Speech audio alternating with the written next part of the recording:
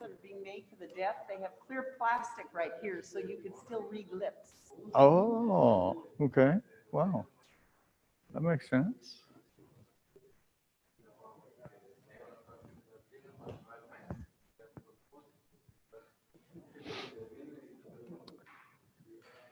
We're getting close, señores. Getting close. So, hello.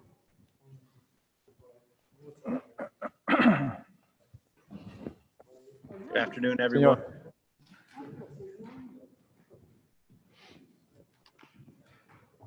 I'll use your time as the official time.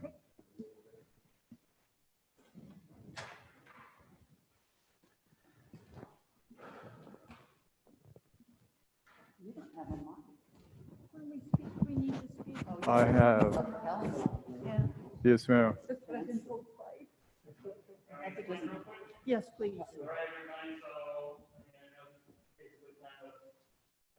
You're all here to show that, your own voice level, the microphones are sending everything through Zoom, streaming.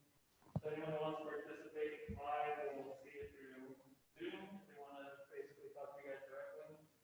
We're also streaming it on Facebook, so people everywhere can watch it. If they have any questions, like last time when we go to public comment, just give it a few, like maybe a minute or two. Sure. A bit of a lag. People on Zoom are seeing it basically in real time. Those on Facebook is a little different. For everyone minus the mayor, when you speak, you're trying to speak, please speak into the mic because they're a little, they're not as sensitive. We have to kind of level. Should we tilt them down? Yeah. Way Tilt up. them and try to speak into it. Just so it sounds good enough. You'll hear it enough, but you have to really raise the volume. Okay, well, we're talking through masks too. Where's the mask here? Oh, there's the mask. Otherwise, treat it as normal, and if you public comments, and we'll have some stuff here on the screen. If anyone wants to participate, on the screen as well. Is there a same need for that camera? You can see the video right there. Very small. That way they can see you guys over. I thought it was up there. No? You guys can see we have one number Okay. people on, two more. Any questions? No, we're good. Thank you. So, all right.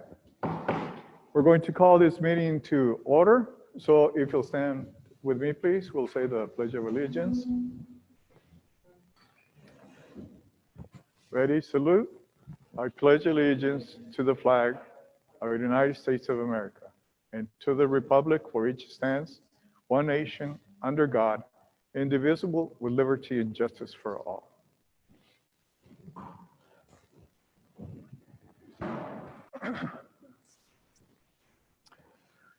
You will be taking roll call, Ms. Bell? Or, yes? Yes, I will. All right, very good. Councilmember Hernandez? Here. Councilmember Ramirez? Here. Mayor O'Reilly? Here? Mayor Pro Tem Wood? Here. Councilmember Preciado? Here. We have 5-0, we have Okay, 10. so we're all present, and I'd like to welcome everyone who's on Zoom and Facebook and whatever other media you're accessing this meeting. So I'll read this paragraph. City Clerk, Government Code Section 549. I can read it. She's there, that's Angie. I'm sorry? Angie's there. Oh, okay, so if you'll read the paragraph, please.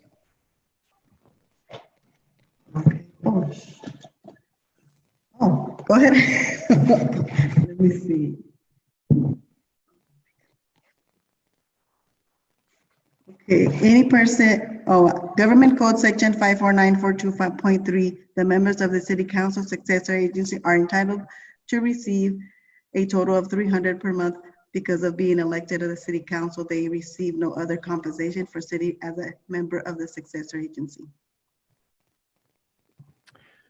Thank you, Ms. Angie. So we will be going up to item 4, which is public comment, announcements, and scheduled appearances. Will you do the favor, Ms. Angie? Yes, City any Clerk. person may directly address the City Council at this time on any item on the agenda or any other items of interest to the public that is within subject matter jurisdiction of the City Council successor agency. state law prohibits any member of the city council agency from commenting on acting on matters not on the agenda. 3 minutes are allowed per person. Thank you. So anyone who would like to comment, I know it's going to, it has a bit of a lag. So we will be waiting 2-3 minutes for someone who would like to comment on this item. Hi, can you guys hear me? Yes. Yes. Hi, this is Veronica Aguirre. I just wanted to bring to your attention that I think that one thing to consider is trying to seek some kind of funds for assistance of our small businesses in the community. And also if we can seek some sort of assistance for undocumented in the community that also did not qualify for the stimulus, but are having some problems and are unable to apply for any kind of other assistance through different state agencies because of their situation. So I just wanted to bring that to your attention, and that I hope that the city council will consider different options that may be able to assist some of these families that are needing food or assistance, maybe assistance with some of their bills. I understand, that they're, like our water bill, PG&E, different things like that have given a grace period. But after the grace period is over, does that mean that means that you're probably going to get a big bill that they're going to have to figure out how they're going to pay it? And after coming out of quarantine and not having any work, I fear that there's going to be a lot of people without even after the quarantine. So I hope you guys could consider different options that, that can, help some of the people in our community. Thank you. Thank you. Somebody else or someone else who would like to comment?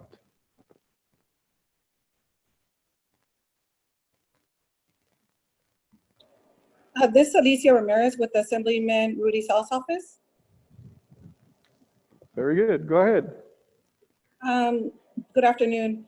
I wanted to share that FEMA has a senior program, and maybe I can talk to you guys about that a little bit more after this meeting. And this is basically a program that the city would coordinate with different restaurants, and at the same time, it's helping the restaurants and the seniors get free food. Lunches, I should say. Here at the office, we continue to provide services. Our office, the building is closed, but we are taking calls and emails. We're still assisting. A lot of our calls are, unemployment related issues. So if anyone has any issues, please feel free to send them our way. And let us know how we can work together. Thank you so much. Thank you. Anyone else?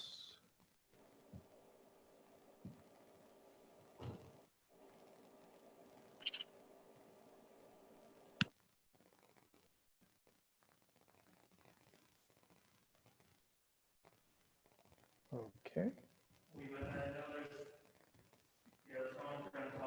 Okay, very good.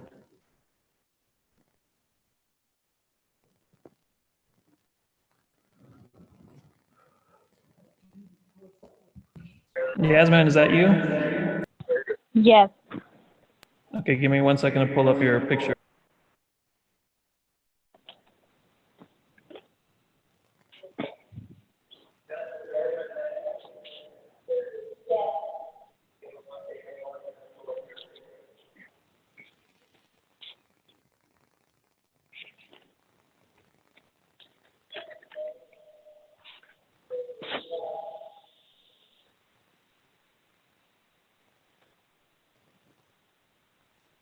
All right, Yasmin, go ahead and identify yourself and go. Okay. Hola. I'm going to say it in Spanish first. Hola, me llamo Jasmine. Soy reclutante del censo y voy a estar hablando sobre el cuestionario del censo y oportunidades de empleo en el trabajo. Okay, so primero el cuestionario es solo 9 preguntas por persona. Las personas son Las preguntas consisten en preguntas sobre cuántas personas viven en su casa, si renta o paga su casa, tiene hipoteca, su número de teléfono, su nombre, su sexo, su fecha de nacimiento y si es hispano y finalmente su raza. Contestando esas preguntas ayudarán a su comunidad. El censo se hace cada 10 años y es así como las comunidades reciben fondos para mejorar la comunidad. Por ejemplo, más salones para las escuelas, clínicas y componer las carreteras, etcétera. Todo es confidencial y todos tenemos que hacernos contar. ¿Cómo pueden mandar el cuestionario? Hay 3 formas. Una es mandando para atrás el formulario que les llegó en su correo. 2, por internet, yendo a 2020census.gov. Y finalmente llamando, y este número es, que contestan en español, es 1-844-468-2020. Y ahorita mostró Tony una gráfica. Ese es el porcentaje de las personas que han respondido al censo en Avenal. So, ya casi llegamos al 50% y tenemos que, ojalá, llegar al 100%. Ahorita está 41.3. So, si pudiéramos todos hacernos contar, estaría súper bien. Okay, so ahora voy a hablar sobre el trabajo, oportunidades de trabajo trabajando para el censo. El trabajo consiste de ir a casas de personas que no han mandado el cuestionario para atrás y ustedes pueden trabajar en su comunidad o comunidades cercanas donde usted vive. Le pagan $18 la hora o si quiere aplicar para ser supervisor y recibe esa posición, le pueden pagar $20 la hora. Y también le reembolsan las millas que maneje cuando está trabajando. Las horas son de 20 a 40 horas a la semana. Es muy flexible. Si tiene un trabajo ahorita, puede trabajar esos 2 trabajos. El trabajo dura más o menos 2 meses y este trabajo es del gobierno federal. Así es que tenemos que tomarle sus huellas y eso es gratis. Los únicos requisitos son que hable inglés o que hable inglés y español o inglés o otro idioma. Si es hombre, tiene que estar inscrito al Selective Service, que es servicios selectivos. Casi todos los hacen después de la high school. Y ser residente o ciudadano y tener transporte. Para aplicar, va a 2020census.gov, adelante jobs, GOBS. Y si necesitan ayuda, me pueden llamar a mí. Mi número es 218-350-1476. Okay, so now I'm going to be saying the same thing but in English. So my name is Yasmin. I am a census recruiter, and today I'll be talking about the importance of filling out and sending the census questionnaire. Also about a job opportunity with the census. So the questionnaire has 9 questions per person. The questions consist of how many people live in that address where you live. If you are renting or if you own your home without a mortgage or with a mortgage payment, your phone number, your name, your sex, your birthday, if you're of Hispanic or Latino origin, and your race. Answering these questions helps your community very much. The census is only done every 10 years, and it is how your community receives money to build more classrooms for our schools, clinics, road improvements, etc. Everything is confidential, and we need to make everyone count. The 3 ways that you could send your questionnaire are by sending in your questionnaire through mail with the prepaid envelope provided, going online to 2020census.gov, or by calling 1-844-330-2020. So there's two different numbers for English and Spanish.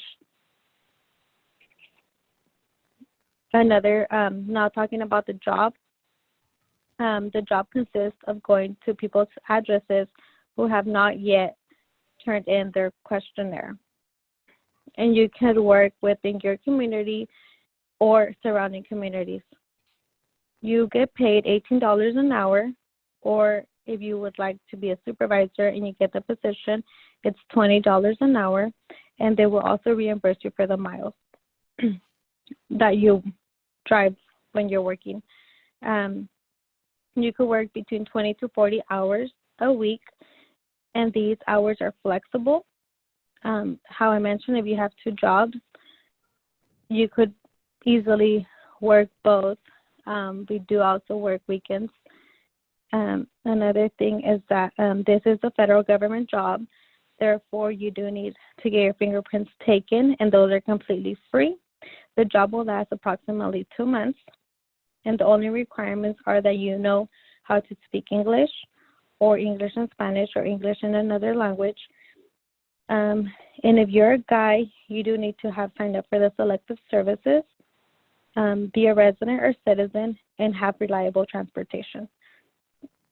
My number, once again, is 218-350-1476.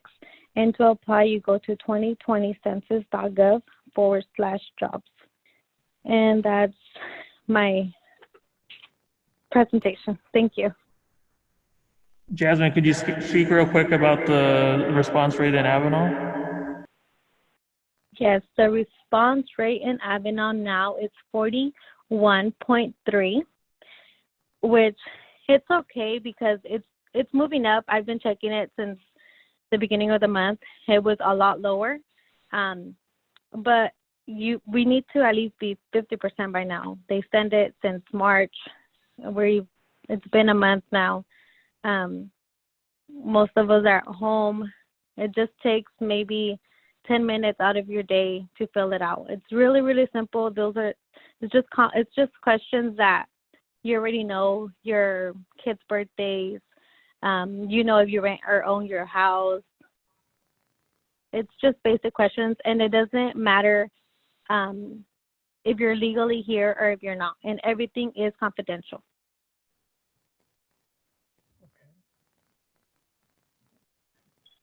What is your name again, please?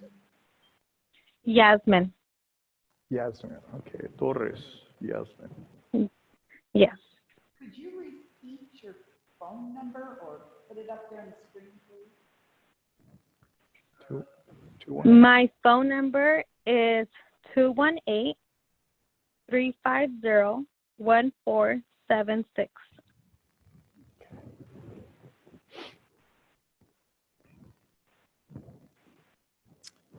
Is there any other questions for Ms. Yasmin? Yes. Is there a deadline to apply to vote for the census?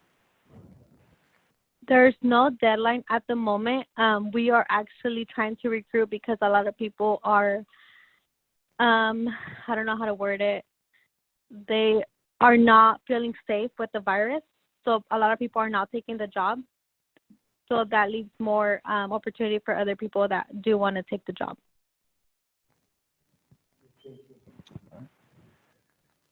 Any other questions? Okay, well, thank you very much, Yasmin, for all this information. And we'll make sure we pass it around.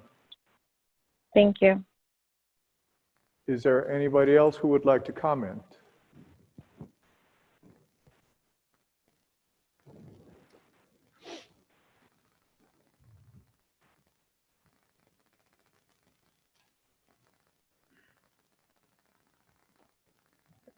Any other calls, Tony?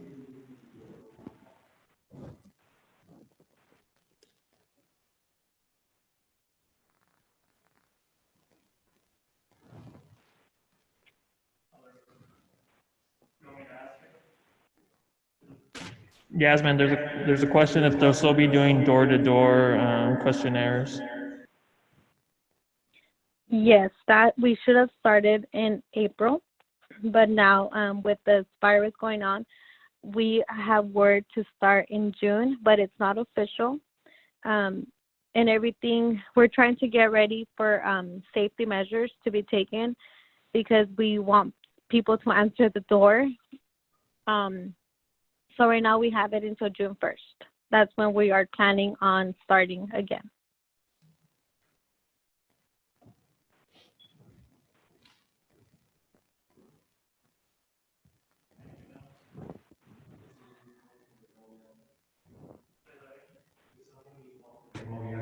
Hey Yasmin, if anyone needs help, would they be able to call you?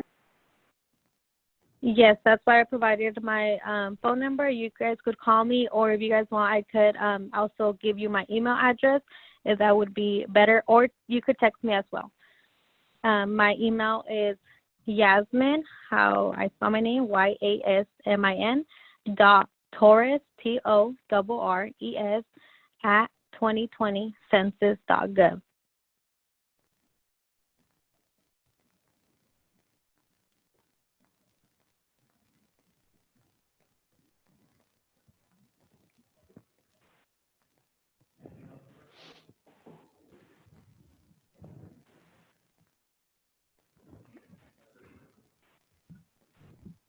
Okay, very good.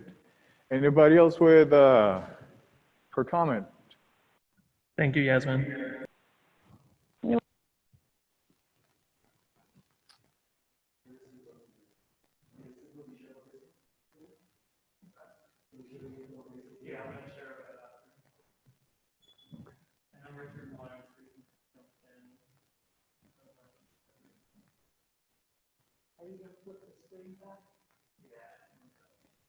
Well, he's not showing his picture, Valle.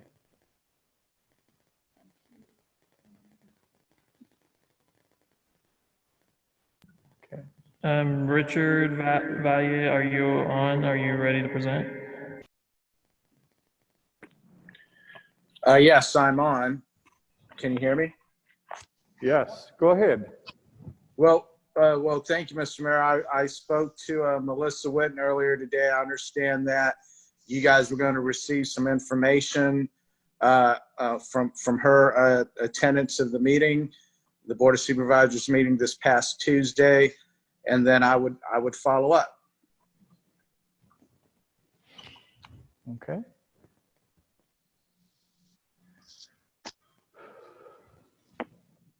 Very good. So I guess you'll be sharing that information Yes, with us? Okay, it's under new business. very good. So I guess that's it for him. Anybody else for comments, please?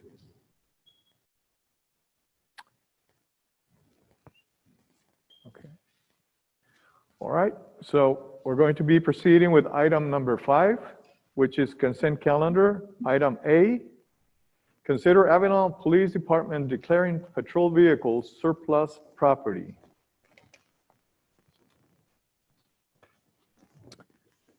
Mayor, members of council, it is under consent calendar. The staff report reads, but I believe our assistant chief is part of this meeting. Aaron, would you like to say a few words about the request? Sure. Good evening, Mr. Mayor and members of the council. The reason for the request this evening is we were contacted by the Sheriff's Department, and we currently have 2 old units that were originally Sheriff's Department vehicles.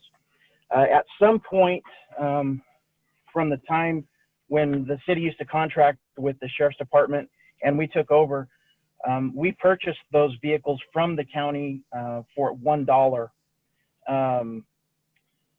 The county would like to have those vehicles back because they're doing a historical project. They have a little museum set up in the Sheriff's Department, and they would like to restore one of the units to its former Sheriff's Department specifications, and they would like to use it for parades and community-oriented events. Both of the vehicles have not run in years. I've been here since 2015, and the community response team vehicle has not run in that time.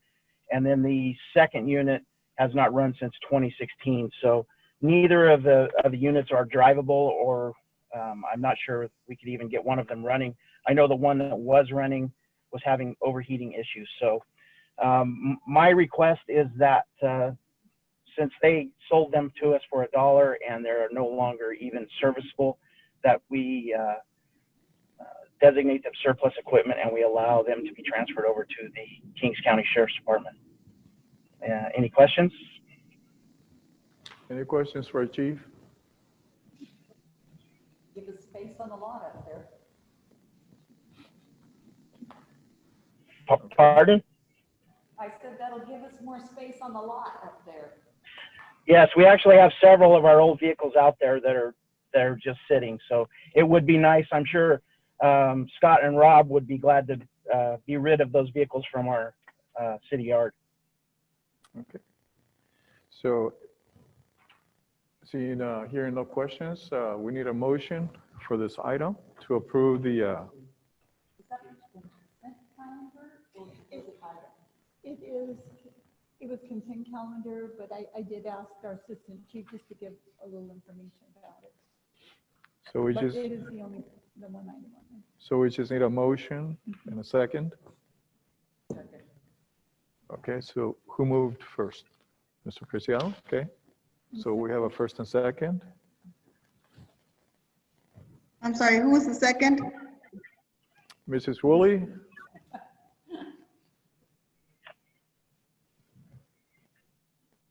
Ready for roll call? go ahead. Councilman Hernandez? Aye. Councilman Ramirez? Aye. Councilman Preciado? Aye. Mayor Pro Tem Woolley? Aye. Mayor Ovalle? Aye. 5-0. You got the cards, chief. Thank you very much. I appreciate it. Yes, sir. Thank you. Have a good night. Good night. All right. So we move on to item number 6, which is new business. Consider small business loan program. Ms. Mel? I believe Fernando Sempion, our community development director, is. Yes, I'm on the line. Hi. Okay. Hi, good evening. Good evening, Honorable Mayor, members of the council. Thank you, Melissa. I think Veronica's comment was very timely. This is a program that Melissa and I have been considering for a few weeks now. It's just a matter of hashing out the details and presenting it to the council. As you know, a lot of our small businesses are struggling with the shelter-in-place order, and we are hoping that council will consider our request to allocate $25,000 for a small business loan program. And what we're imagining is for it to be a $2,000 and $3,000 loan cap for each business until the money runs out. And it could be contingent on, different things, or it could be, it could have no strings attached, just make it, repayable based on certain interest rates, et cetera. I think those are things that we would have to hash out after the city council sets the money aside, which if we're also requesting, if we don't spend all of the money in this fiscal year, which runs out at the end of June, that we can carry it over to the next fiscal year. I think that this is something that would be extremely helpful for our local businesses. I've gotten many calls from businesses who just want to open up so that they can generate enough revenue to pay their bills. And I think with the beginning of the month coming and rents becoming due and utility payments coming due, this is a very timely point in time to approve this if the council so wishes. So my recommendation, staff's recommendation, is for the council to approve these funds for $25,000, and we can work with council and our city attorney to hash out the details before we actually start loaning funds. And it could be that we run out of funds very quickly, and so I would also have the council consider refunding the program if we are in a position to do so, because this would be funded through the general fund unless the council decides to fund it from another source. That's all I have. Are there any questions? Or Melissa, would you like to add anything? Just as part of the motion, is that council would consider basically drawing down or providing approval to utilize the 25,000 in our general fund and approve the resolution. I think it's a great program. I think it's needed, and Ms. Aguirre's comments were very timely.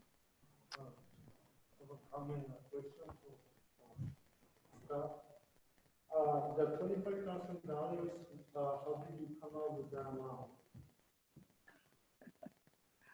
Well, it was a very arbitrary number that we thought might be small enough to not deter the council from making the commitment, but it can be any number that the council wishes. Yes, because I'm concerned about that amount. To me, it seems such a small amount for the area, and I believe we need to make a study and see what the needs are in the business community. And maybe, not set an amount right now, since looks like we don't have a, we don't know for sure what the needs are for the business community. And I would like council to consider maybe to increase it, and if possible, I think we need to kind of look more into it and we see that we can agree on. And I would like to see, if possible, not to be repaid, but it will still be considered a burden on the business owners. We have to repay it back. So I believe we need to study this more and see if there's a way to handle for the budget and handle this expenditure. And look at the open line recommendation from our resolution. Council member, I'm having trouble hearing you, but I think I caught the gist of that, which was to increase the funding amount and make it not non-repayable. Did I understand that correctly? Yes, and I'm checking that it will be possible. He wants to study it. Gotcha. Okay. Anybody else comments?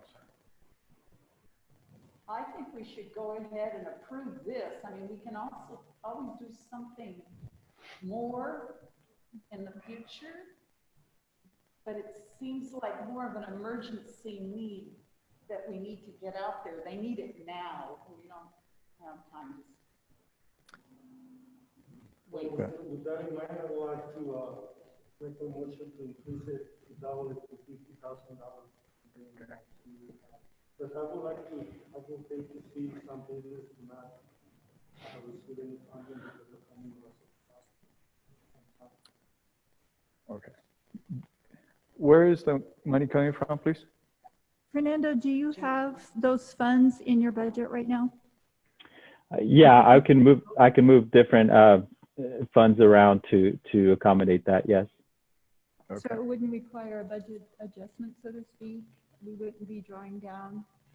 We had just, in fact, Fernando, he was looking at a higher amount. I'm being a little more conservative, thinking, okay, let's start, and if we need more, we can come back. But whatever council's desire, I believe our business community needs help right now. See, like the Mayor Pro Tem said, this is an emergency response to the need right now. Okay, $25,000 may not seem like a lot.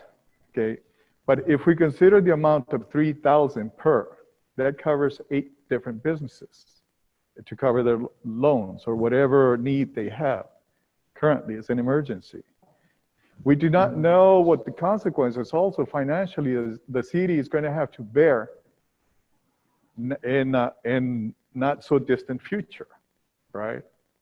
So we have to consider those things also. You know, the mayor from Fullerton wrote this letter indicating the effects that these changes are going to have to the cities. And there's a lot of uncertainty. Okay. Again, $25,000 may not seem like a lot, but it will cover for emergencies for 8 businesses. Okay. I do not know because I haven't talked to the business owners or administrators themselves, but it will cover quite a few. So. And if I may add as well, sorry to interrupt, Mayor, it's a maximum amount of 3,000. So it could be some businesses only need 1,000 or 2,000. So that would allow us to make even more loans. There you go. Okay. So comments from Mr. Hernandez? I've been contacted by a few business owners in the community, and their concerns are, like, paying the rent, paying the bills. As a matter of fact, when I was coming over today, I was dating to mom, asked me, he asked me, where are you going? I said, well, I'm going to a council meeting. And she goes, please pass some kind of ordinance or help us in any way, because we're struggling to pay the rent. He goes, as a matter of fact, I'm trying to get work in the field just to pay the rent around my place. Okay.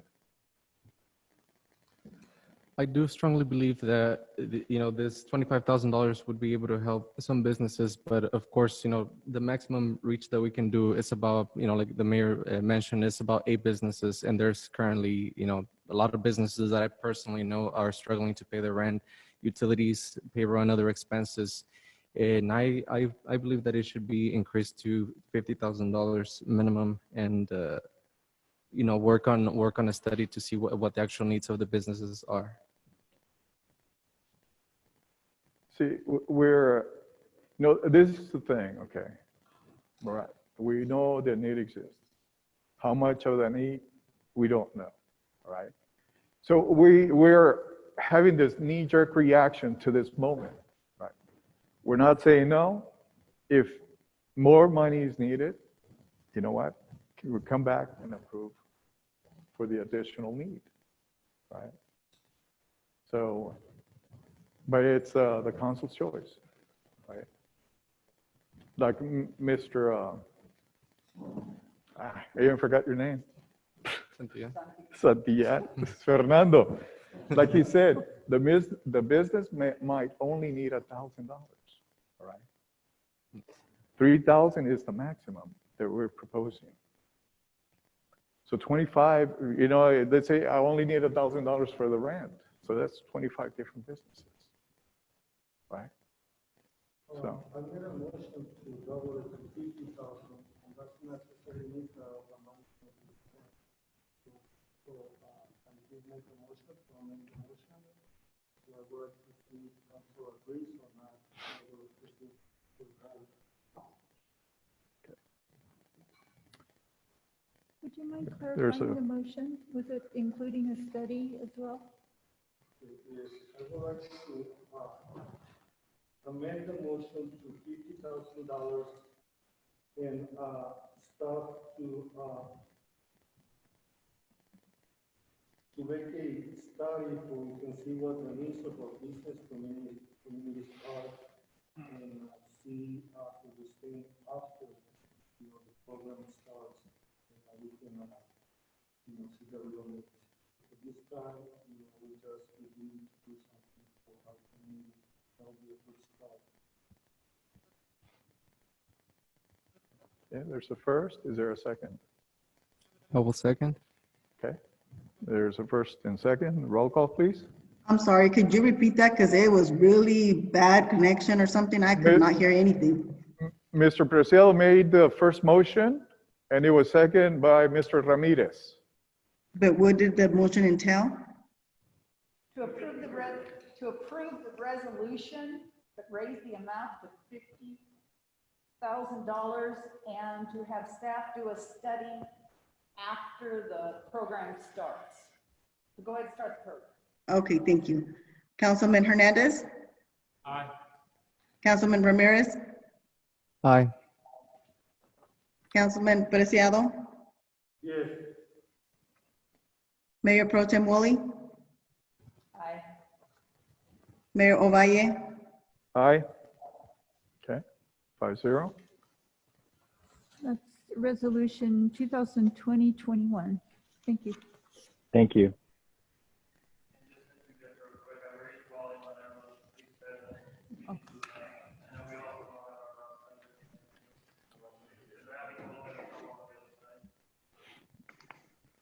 Thank you, Fernando. Thank you, Sion.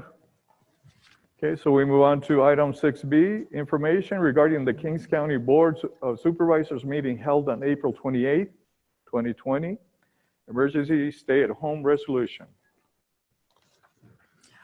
I am going to keep my comments rather brief in that our Kings County District Board of Supervisor, Mr. Valley, is actually on the phone. I really want to thank him for participating today. Chief Stivers and I actually called into the meeting on Tuesday, and we were on the call from 9 a.m. till about 11:45. It took a while to get through the agenda. It was one of the last items. And there was a rather long, lengthy discussion regarding what the board's wishes were as far as a shelter-in-place order. Was it still needed? And there seemed to be, to me, and I'm only speaking subjectively, is that it seemed that the board really would like to see the businesses open, understanding that businesses are really taking, it's a negative step for them, and they're having a hard time and struggling, just like our businesses are. The county council, Lee Burdick, she was very clear in that the county could, because they have their own resolution, shelter-in-place order in place, that if they chose to terminate their order, the governor's order still is in place, and it basically becomes priority, and you can't circumvent that. So there still must be some type of plan in place, at least to look at opening businesses, but it has to be consistent with the governor. There was a great presentation by Dr. Teskey, and also a really great presentation by a Dr. Yutka. He's the director of ER at Adventist Health, and they provided some great information on statistics and what's going on at the hospital. There were patients at Adventist that have been admitted with COVID, but most of them were not there because of that. They were there for other reasons. Kings County has been selected by the state to set up a testing center, and it should be open soon. So that was all encouraging news. And I think there was a bit of a conversation about how would a surge in this virus affect the medical community in order to treat, or, you know, if there was a large surge, what would happen? And basically it was Dr. Yutka that said that we would have to actually go out of the county. They would have to go out of the county to seek those resources. In fact, I'm going to hand this over to Supervisor Valley, because I would go down to my last comments on my staff report, and I actually read them to Richard today. They got through the conversation, and then it became very focused, understanding that even though county, they can terminate their shelter-in-place order, they were still bound by the governor's order in place. So the conversation switched, or kind of turned, and the concluding remarks, I believe, are kind of sums up the second part of this discussion. So with that, I'm going to hand this over to our District Supervisor, Richard Valley. Okay, hopefully you can hear me pretty good. I'll do my best to speak up. Good evening, Mr. Mayor and members of the Avenal City Council. It's good to see you guys again. It's been a while, as we've all been sheltering in and doing a lot of work from home. And so that's where I've been. As you know, I live in Corcoran, and so my home has become my office now more than ever. I've also been Zooming or calling into our board meetings myself to, hopefully show a good example on the sheltering in, and to be safe, and not only safe for me, but to also not expose others and expose our staff there. So it's cramped quarters at the chambers, as you know, and so it's hard to stay 6 feet apart on that dais. So that being said, I also want to thank the community of Avenal and the residents of the city of Avenal for their great response to the Kings County shelter and order directives. And together over the last 6 or 7 weeks, through our behavior, we've been able to work together to make sure that that hospital, as mentioned, the Hanford Adventist Health, is not overwhelmed. And so with that, we were able to have a discussion. I believe it was a very balanced discussion this past Tuesday morning at the Board of Supervisors. Anyone who follows me or hears from me knows that I've been very much in the corner of the health aspect of this COVID crisis. And so I did a lot of work as it related to shelter in place. I was happy to make the motion a few weeks ago for that, and happier to get support of the board to take the county in that direction. All that being said, the main reasoning for the Kings County shelter in place was to help with these large gatherings that were still taking place.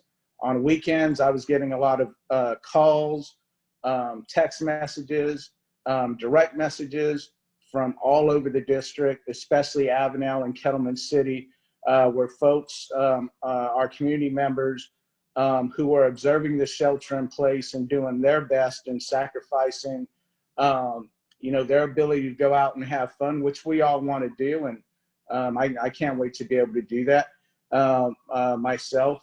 But they were having issues with their neighbors having these large gatherings.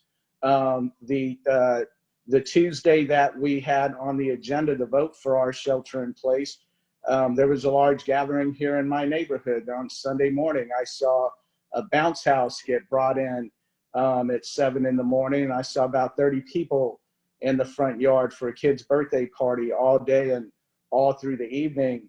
And so so I understood the frustration of that, right? I mean, and that's where to say, because we want to see everyone having a good time, but at a time when we're being asked to do something, not only for ourselves, but to protect the most vulnerable. And I think we've heard the definition of the most vulnerable 1,000 times by now. But so I understood the frustration from around the district. And so the Kings County shelter in place order was meant to show local support to Governor Newsom's statewide shelter in place order.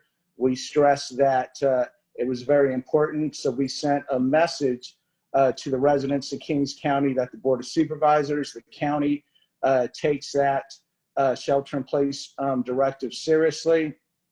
Throughout the week, there was still some issues with people adhering to that.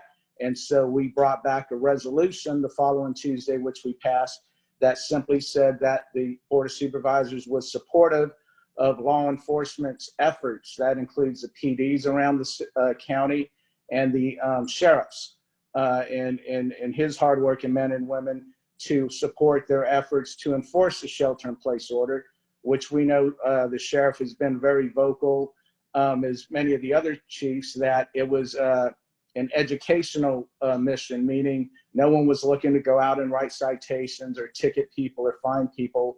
It was more of responding to complaints to these large gatherings and showing up with the flyer that had the outlined and educated you on the governor's shelter in place directives and what it would mean if they'd have to come back, how you could possibly be fined, right? So we've all heard about that. So then you fast forward to this past Tuesday, we get the information from the chief emergency room director for Adventist, and he oversees, I believe it's Selman Reedley, I could be wrong, but it's 3 Adventist emergency rooms that he oversees. And so, as Melissa mentioned, he gave a balanced presentation. I was very happy with that. He talked about the health and safety of the residents of Kings County. And he talked about the fact that if the governor or the county, at that time the county had a vote to do on whether or not they wanted to, quote, open up the county, the emergency room chief said that Adventist stood ready to be able to withstand a surge if there was a surge. But he also spent a lot of time talking about the outbreak that we're seeing at Central Valley Meatpacking. And so as we see a lot of numbers over the last 4 or 5 days for Kings County positive cases, I believe that's already been publicly attributed to that outbreak at that meat packing facility, and it's unfortunate.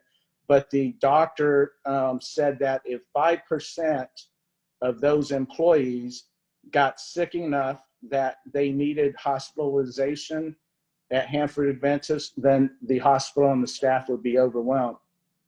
So he said that to let the board know just how quickly that can change. That being said, we also were aware the day before through CSAC, we all got a copy of the governor's presentation, which he announced on Wednesday at his mini press conference, more details into his 4-phase reopening, and that the fact that the state's shelter-in-place directives would start changing in weeks versus months, and that we needed to be prepared for that. So the board started looking forward now, and so we voted to remove our Kings County shelter-in-place order with the emphasis that we're still under the governor's statewide order, so nothing changes in that part, and with the emphasis that there was still a separate resolution that stayed in place, and it's still there, that the board voted on to support the law officers' enforcements of the governor's SIP, so that's still there. But now we need to move forward and prepare ourselves for the time when the governor says that we can start opening up in phases. The good thing about that, you got to really catch on to that when he says, currently we are in phase 1. When we move to phase 2, not all of the state of California will move into phase 2 at the same time. And so I think that's good for us, because if he's looking to the rural areas, which is where he's sending his testing resources, right? He doesn't have an unlimited amount of test kits, but the very few that he has, he's sending them to rural areas.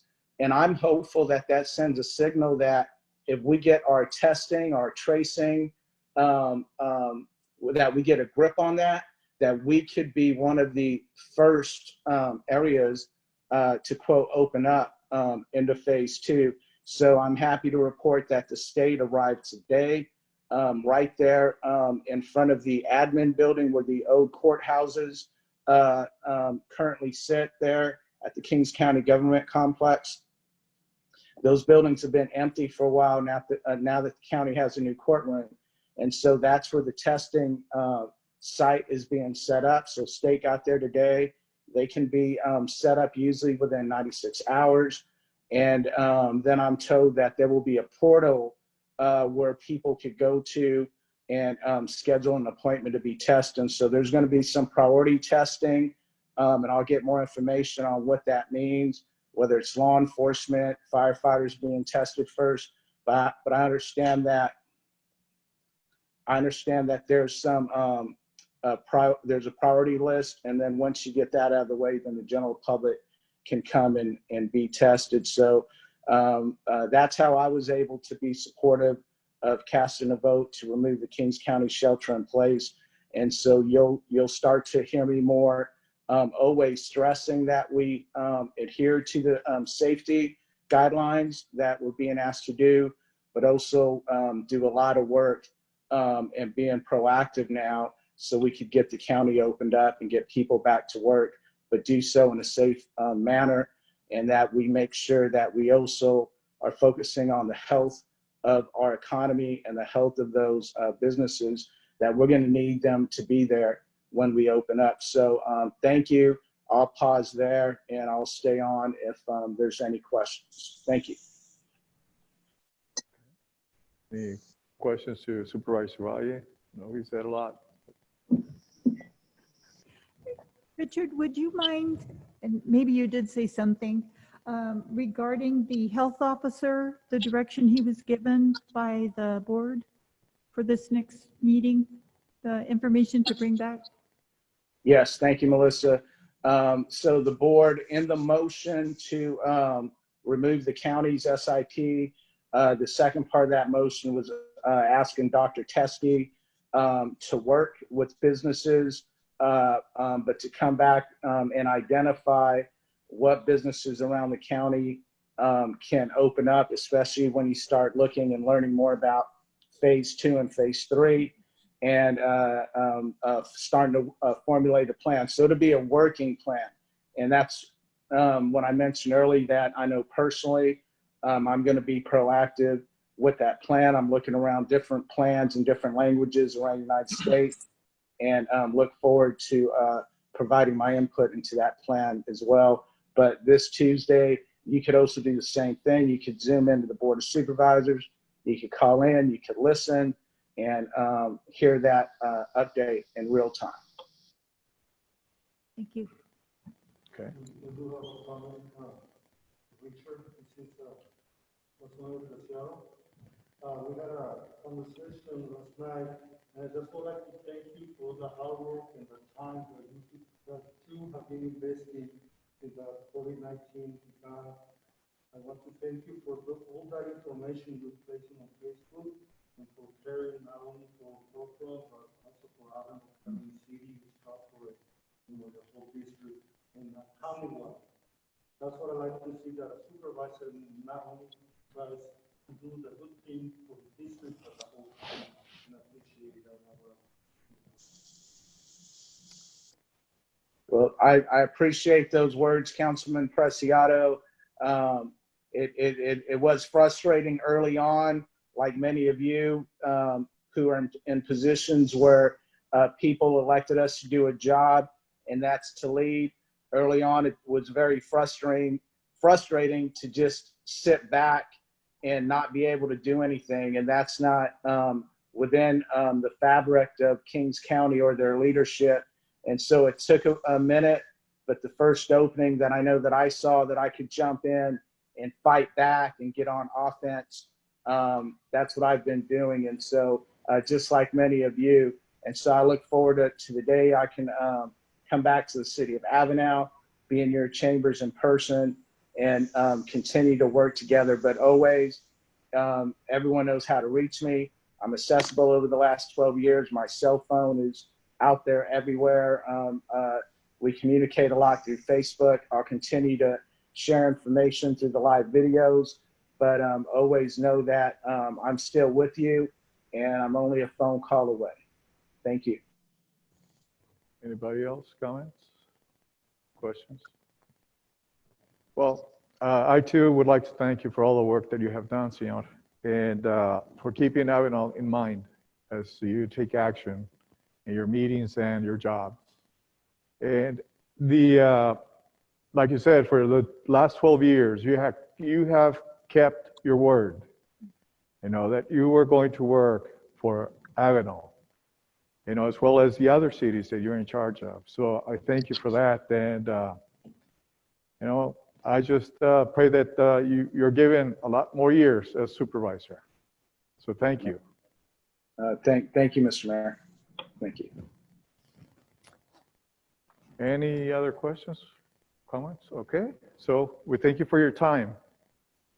Okay, good night. Thank you, Richard. Yeah.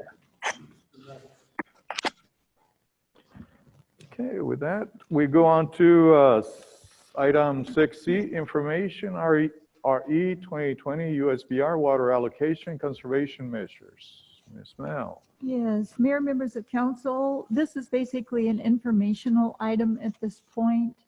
I just wanted to bring it to council's attention that our water allocation for this year, the first numbers coming down, are at 65% of our historic use. And I actually explained the 220 allocation, 2019, 2018, and 17, kind of how we have to deal with water each year. There was to be a survey, a snowpack survey today. I looked right before I traveled down to the theater to see if that percentage had changed, and there was nothing posted. So hopefully there'll be something on the USBR site. With a 65% of historic use for water year 2020, we're looking at 1,652 acre feet, which is certainly not enough to get us through this year. Once we have the final percentage, according to the survey, we will look for direction from council on how council would like to proceed. I also pointed out in 2017, and it actually happened, I believe, in 2015, when we were going through a severe drought, which California was actually going through, and there were certain steps that were taken by the council at that time, and what we implemented was a phase 3 water conservation plan. And I have to say, our community, it took a very short while for our community to actually get into motion and realize that, you know, water was scarce. And that has been great for us. But as the water years have gotten a little better, water conservation continues. And the way water works, you have to show use of water. So I appreciate all that our community does. We still have the rules and regulations in place. We're now under stage 2. Water conservation, that's watering 3 times a week. It gives you the times. I did provide a copy of our phase 2. And I'm hoping that we don't have to implement. There's a possibility that we may be able to obtain public health and safety water. It's just all part of the process each year. If it's 100% year, that's pretty wonderful. And no, we don't have to worry a lot about what our water allocation would be. What we have to worry about is how can we show more use of our water. It's our 100% water years that establish our historic use. So if we have 100% water years, hopefully you'll use your 3,500 acre feet, and then that becomes your established historic use, and then your water is cut from there. So I just wanted to bring this to the council's attention. As soon as I find out what our allocation will be, what percentage it will be, I will let council know. Depending on the information, hopefully I will know more tomorrow. This item may be before council at the next meeting. I just wanted to give you just a status of what's going on and possibly look at direction regarding how we should handle our water for this year if we don't have additional allocation available to us. Okay. Any questions? Questions for manager? Well, you know, just like anything else, there's so much uncertainty. So we just need to take these things into consideration as we move forward. And well, wait for the next update on the water allocation. But conserving water, it is part of our CVP contract. It states in there we must have a conservation plan in place and we must follow those measures. So conservation is going to be with us forever. But what any material that I send, just about all material that I send to the Bureau of Reclamation, I remind them, and we have proof in our safe at City Hall. Avenal, the community of Avenal, now the city, has been metered since the 1930s. So this community has been living water conservation since its establishment. So we know what conservation is. It's our way of life. So that's all. Those are the comments I have. I would like to stay positive and look into the sequoias, and there's still a lot of snow up there. I'm very confident. Also at the grapevine, I was able to go and see there was a lot of snow, so I'm very confident that the water allocation is looking for that. Community champion water conservation for over 5 years. And I think they're ready and they will do it again and move forward. And I say that I'm looking forward to To be positive for 100% year, okay? What is the percentage that we're looking for? I'm sorry? What is the percentage that we're looking for? Yes, 100%. that's wishful, yes. We but would need somewhere between, I would say, 85%. to be no change. Right, that would still be with water conservation, and we would still have to stay at least within stage 2 water guidelines, but at least that would help us get by without having to cut too drastically. So 85% would require stage 2. Okay, very good. Any questions? No? Okay. Thank you. Thank you. All right. So at this moment, we will be going on to item 7, which is closed session. If there are any decisions, they will be announced after the closed session meeting. May I make a comment, please? Sure. I would like to thank Humberto Bermudez and also Anthony Lopez.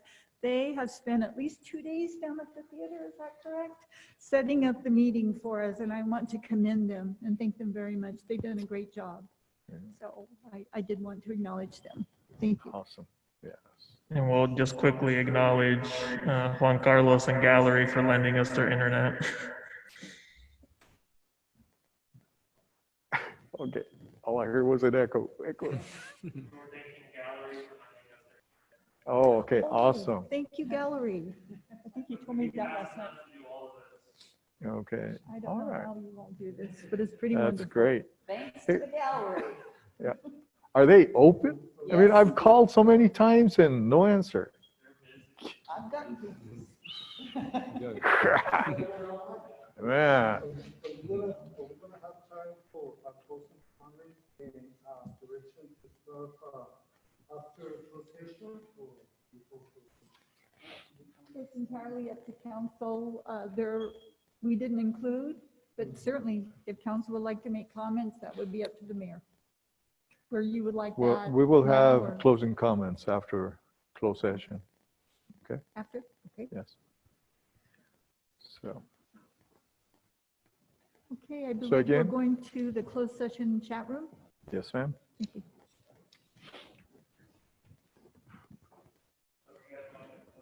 Yes, sir.